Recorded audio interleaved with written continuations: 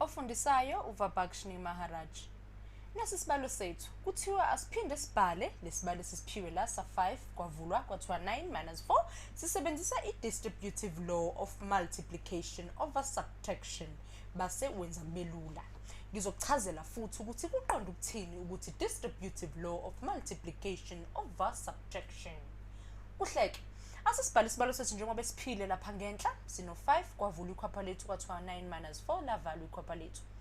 Ungathanda lesibalo usithathe ugijimele ekutheni uxazulule okungaphakathi kuqala kodwa i-distributive law njengoba sengichazela ke manje ithanda ukuthi usebenzise okungaphandle kuqala ukuhlanganise nokungaphakathi. Ayifuni ukuthi uqale uxazulule okungaphakathi kukume kodwa ifuna uqale la okungaphandle. Asenze njalo. Sizothi 5 times 9 sinoba lapha sibe no minus basithoni sithatha u5 lo ngaphandle siyofaka lapha no 4. Yabona i-distributive law ifuna ukuthi sithathe lokungaphandle phakathi. Sithathe lokungaphandle phakathi. Abantu njengaleyo ayifuna ukuthi siqale siqoqe lokungaphakathi base kumaso uthatha lokungaphandle. Ifuna sithathe okungaphandle sikufake phakathi okungaphandle nangapha. Yabona into njengaleyo.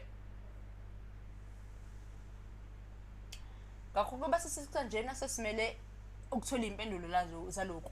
Siyazi ukuthi u45 u5 wethu mase uphinda ka9 noma u9 wethu uphinda ka5 usipho 45.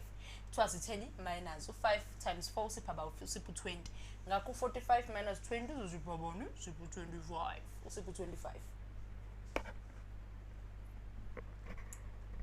Yabona sithola impendulo yethu ya 25 kalula nje. Uhleka sizela ngala eceleni. Ungathini thiwa siqale salungisa lokho kuphakathi iqala.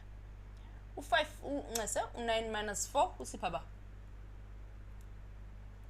usipho 5 base sithi 5 times 5 usipho 25. Sithola impendulo eyodwa kodwa njengoba bese ngichazile kuleyo okunye besikwenzile sisebenzisa njengoba ngikudwebela i-distributive law of multiplication efuna senze njani. Efuna sithathe okungaphandle kuqala sikusebenzise sikufake nokungaphakathi kwamnandiki.